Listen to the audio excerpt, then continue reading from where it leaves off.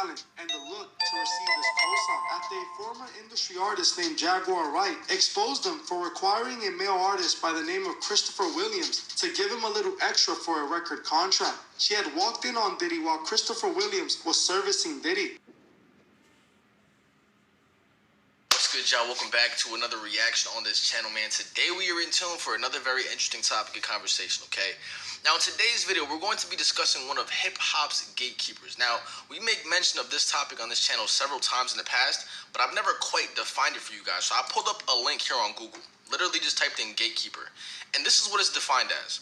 A gatekeeper is a person who controls access to something. For example, a city gate or a bouncer. Or more abstractly, controls who is granted access to a category or status. Now, I want y'all to take that definition and apply it to this hip-hop industry. And be mindful of everything that I've said in the past on how different artists and celebrities have to go through various initiation practices before acquiring their level of riches and fame. This is something that most artists have to go through. And we've seen it on this channel where people have to go through homosexual activity, like Lil Nas X, for example, have to do certain satanic rituals, such as Eminem and a lot of other artists, like Machine Gun Kelly or even Tekashi 6ix9ine, who go through satanic rituals or literally a sacrifice. A lot of these artists are put through these different rituals to get granted access to their fame and their success by these gatekeepers. These are the people who literally dictate who makes it and who doesn't make it. Because guess what? Just the same way that people are actually willing to go through these initiation processes to get to their fame is the same way that if you're not willing to go through these initiation processes, then your career as an artist, as an actor, as an actress, whatever it is you aspire to do, your career in that is over. And that is based on the foundation of these gatekeepers' rules. Now, we're about to hop into this video right here about P. Diddy to learn a little bit more. Make sure you guys do leave a like down below and subscribe. Without further ado, man, let's hop right into it. So it's important to acknowledge that Diddy's success came at the price of a loss. In order for Diddy to rise, Biggie had to fall. Just like so many others who make it big in hip-hop, Diddy showed signs early on of taking the oath. Diddy, like the rest of the Masonic puppets, can be seen doing the Masonic all-seeing eye symbolism. Kanye West also recently blasted Diddy, calling him an industry handler. Kanye openly said Diddy was working for the elite who run the industry and was trying to convince him to stop speaking out about the industry practices. Kanye accused Diddy of being a mouthpiece for the elite, and he said that they were trying to use Diddy to silence him. What did I say? It says, send me an address and stop playing these internet games and feel threatened. You'll be fine, just love. This ain't a game. I'm going to use you as an example to show the Jewish people that told you to call me, wow, that no one can threaten me or influence me. I told you this was a war. Now go and get you some business. What? Come on, Kanye. Yeah, being a mouthpiece for the elite. Fix that vocabulary, Kanye. Trying to use Diddy to silence him. What's interesting is that Diddy only became the executive he is today after Biggie passed, something that I find suspicious. Sacrifice? Many people believe that Biggie might have actually been set up by Diddy himself. See, Diddy's former bodyguard, Gene Deal, revealed some very interesting information when it comes to Biggie. Gene said on Vlad TV and on other platforms that Diddy didn't care if something happened to Biggie because Diddy knew Biggie wasn't going to re-sign to Bad Boy. Right before Biggie passed, it was rumored that Biggie was offered millions of dollars by a different record label and he was going to leave Bad Boy to sign that deal. Biggie was going to give Diddy one album and was going to leave Diddy behind. And I believe Diddy wasn't too happy about that. It's also important to note that Diddy has come out and said before that he feels guilty for what happened to Biggie. Diddy was the one who instructed Biggie to go to LA in the first place. Strangely, Biggie's last project was called Ready to Die, as if he knew it was going to happen. In my opinion, what I honestly think happened after looking into it is that Diddy set up Biggie to go to LA in order to get rid of him. Diddy saw an opportunity to make Biggie's last project huge, and he took it. He owned all of Biggie's catalog, and once he passed, he was able to capitalize off of it. A technique that is still being used to this very day. It wasn't long after Diddy started getting massive power in the industry that rumors started to circulate about his behavior. Many different stories have been spreading around about Diddy that all point to the same alleged behavior and explains what he is charging as admission into the industry. We have spoken about Diddy's behavior in the past, but more and more information just keeps on coming out, proving the... This is what I was saying in the beginning, man. P. Diddy has been known, bro. Like, this is not... We've made videos about this in the past, but P. Diddy has been known, you know what I'm saying, to play with butts and shit like that. Like, he's been known for that, bro.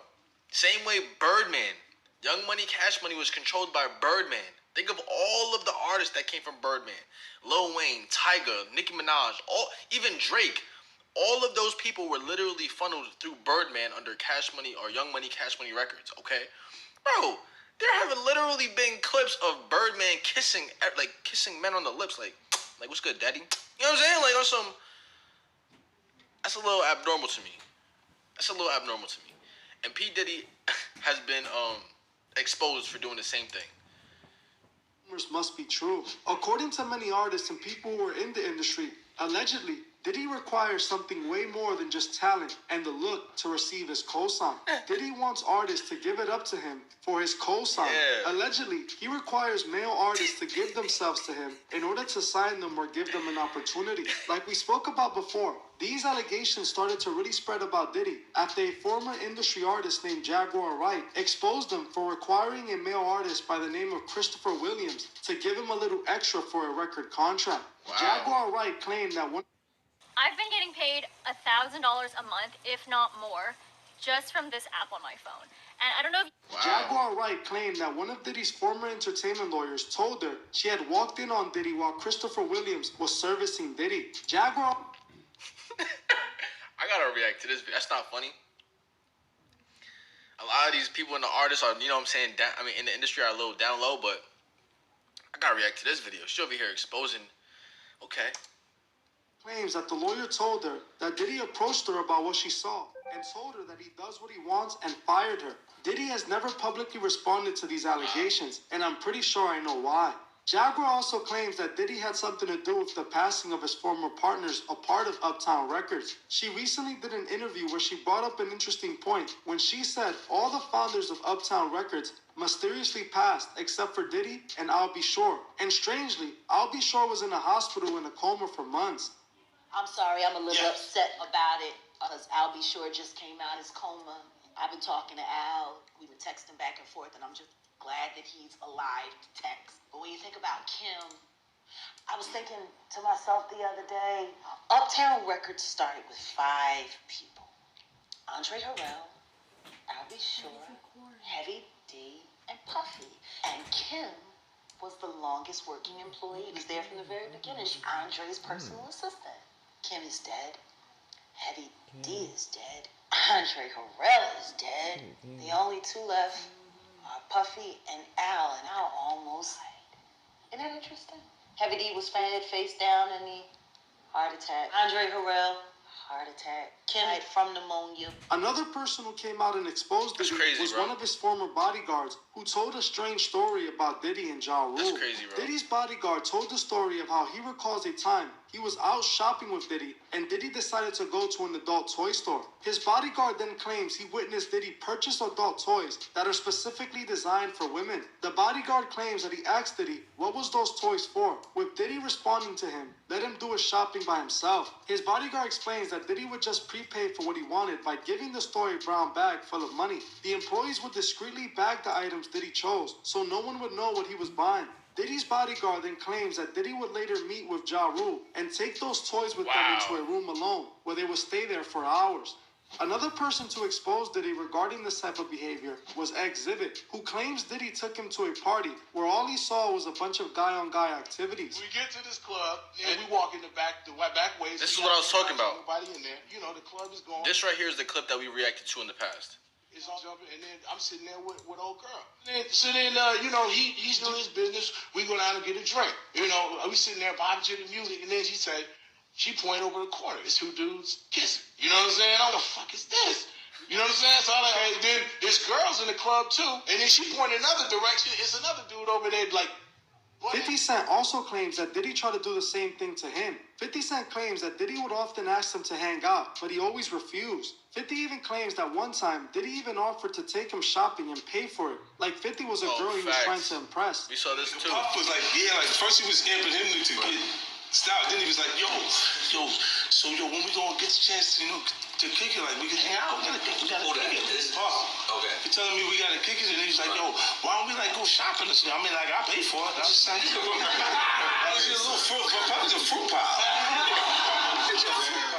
Another person who told an interesting story about their time with Diddy was no other than megastar Usher, who was only 13 when he was sent to live with Diddy to learn the industry. When too many coincidences line up, I don't know. Listen, all of these artists coming out saying the same thing about Diddy. I already told you about what goes on in these Hollywood parties, but to see the commonality in Diddy's party specifically is a little concerning, my boy. A little concerning. This shit is crazy to me. I mean, it's really not crazy. It's expected. It's pretty much understood, but it's like, bro, that's wild. He said out of his own mouth, he saw things that he didn't understand at such a young age at Diddy's parties. All this behavior points to a clear picture of what Diddy is into. We know those in the industry have their eyes wide shut theme parties where everything goes. And now we know who's the person hosting these parties. In my opinion, the rumors seem to be true. Diddy requires artists to give themselves to him in order to give the artist a cosign. I don't think so many different people will accuse Diddy of doing the same thing if he wasn't truly doing it. Something I also found interesting was the fact that Nori decided to sign over with Diddy's Revolt TV for his Drink Champs podcast. The reason I feel this is interesting is because of the fact that Nori had an interview with Vlad a while back where he spoke about the 3 doors in hip-hop. He said, in the music industry, there's 3 doors. 2 of them lead to success and 1 of them leads to failure. He explained that one of the doors was the independent route, where the artist will most likely never make it mainstream. Then he said that there's a second door where the artist has to compromise themselves and sell themselves like they do with Diddy. And the third door was where he claimed it was an Illuminati initiation. Nori claims he never made it because he chose the independent door. Fast forward some years later, Nori is now under Diddy, and we know exactly what door he took. In my opinion, it appears that Nori definitely chose to sell out and take the compromising door in order to have a success in the industry. Diddy was even featured on an episode of Drink Champs where he calls Nori daddy a few times. Yeah, I love this Drink Champs. I like when you like this, daddy. Daddy, I like when you scrambling and scraping. Yeah, I love this Drink Champs. Yo, my guy was like, what? Hold up, what? What did you just call him? Bro, I don't care even this as a joke. I know, like, people like Aiden Ross, like YouTuber influencers type shit joke like this. It's not really a joking matter. You know what I'm saying? Like, I don't go to my friends and be like, hey, babe. Like, my nigga friends, I don't go, hey, babe, or hey, what's good, bro? What's good, bro? You know what I'm saying? Like, I don't, daddy, what is this, bro? What kind of... I also believe Diddy has something to do with what happened to his ex-partner, Kim Porter. Yeah. Kim Porter and Diddy dated from the 90s to the early 2000s. When they decided to split up, Kim and Diddy had a child together before they split up. And in 2018, Kim Porter passed away out of nowhere due to pneumonia. Back in 2020, I'll Be Sure, a former boyfriend to Kim Porter, came out and revealed some very interesting information about Kim Porter's passing. According to Albie, Kim Porter didn't pass because of pneumonia, but instead she was taken out by Diddy. Albie Shore claims Kim was going to expose Diddy for what he was known to do to artists in the industry, even threatening to reveal footage of Diddy in the act. Albie claims that Kim was on the run from Diddy as she was trying to escape his wrath, but sadly couldn't. Apparently, Kim has tons of dirt on Diddy and was using it to save herself until that didn't work anymore. Who knows what Kim must have seen while being with Diddy? In my opinion, Diddy wasn't going to allow her to confirm the rumors that everybody already believe about him.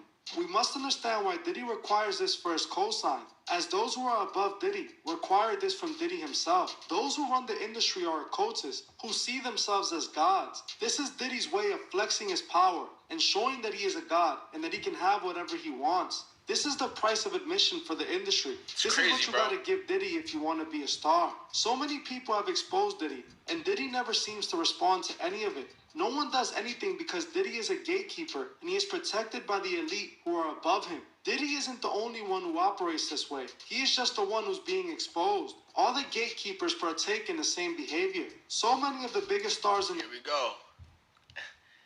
Hey, here we go. Bro, I have to do a whole entire video on Jay-Z. Rock Nation, the Illuminati sign is his logo. Like, come on, bro. Come on, bro. Have been to Diddy's parties and have paid the toll to have Diddy's cosign. This is what the music industry is about. This is the wickedness that runs it. Well, like I always say, we must... Man, I'm gonna end this video right here. I feel like it's clear as day. It's very true. It's truly apparent to see what really goes on in the industry. Well, all of these people who are a part of the industry coming out and saying these things about Diddy, these are not normal people like me or this channel. The truth is, it's not It's not even us. These are people in the industry saying these things, bro. First-hand accounts. This is not even fabricated conspiracies. People are coming out and saying it. Listen, man. I'm ending this video right here. If you guys did enjoy, make sure to leave a like down below and subscribe.